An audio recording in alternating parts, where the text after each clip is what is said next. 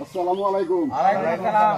ভাই সাহেব আমরা তো দল করছি সোনকান্দার যে কলিমুদ্দিন আছে, কলিমুদ্দিনের স্যারা ডিমের ব্যবসা করে। আমার এই ফুলাটা একটা সিদ্ধ ডিম খাই আছে, মানে সিদ্ধ ডিম খাওয়ার পরে মানে একটা ডিমের কারণে আমরা 100 ডিমের জরিমানা ধরছে।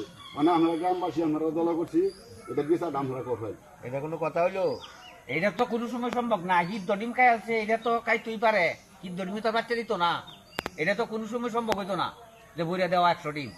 দেখো আচ্ছা দাল্লা কাকু কথাটা হয়েছে উজ্জ্বল কিন্তু গত রাত্রে আমার সাথে দেখা করছে কি বিষয়টা নিয়ে দেখেন। এই যে একটা ছেলে তার বন্ধুর দোকান থেকে, এই যে ছেলেটা, হ্যাঁ, এই যে একটা ছোট ছেলে তার ঠাট্টা করিয়া একটা সিদ্ধ ডিম খাই আছে। আচ্ছা এখন এই সনকান্দার সমস্ত লোক একত্র হইয়া এটার বিচার করছে যে 100 একটা ডিমের পরিবর্তে 100 ডিম জরিমানা দেওয়ান লাগে।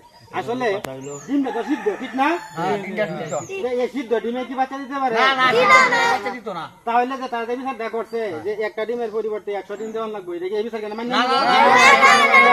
উজ্জ্বল এটা নিয়ে বিরাট ব্যতীত আমরা কাছে আসছে, আপনি এটা বিচারটা ঠিক মতো করেন।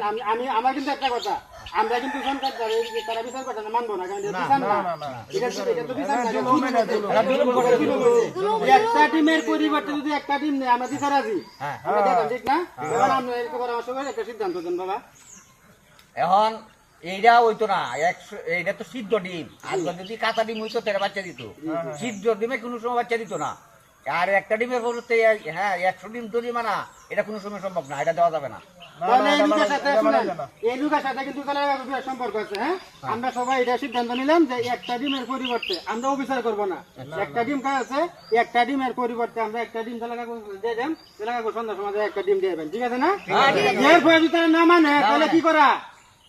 তাহলে আমরা আছি, আমরা একটা ডিমের পরিবর্তে একটা ডিম দিয়ে দেন, যদি না মানে তাহলে পরে আমরা সবাই তার এই উজ্জ্বলের পক্ষে আছি, হ্যাঁ, ইনশাআল্লাহ। ইনশাআল্লাহ।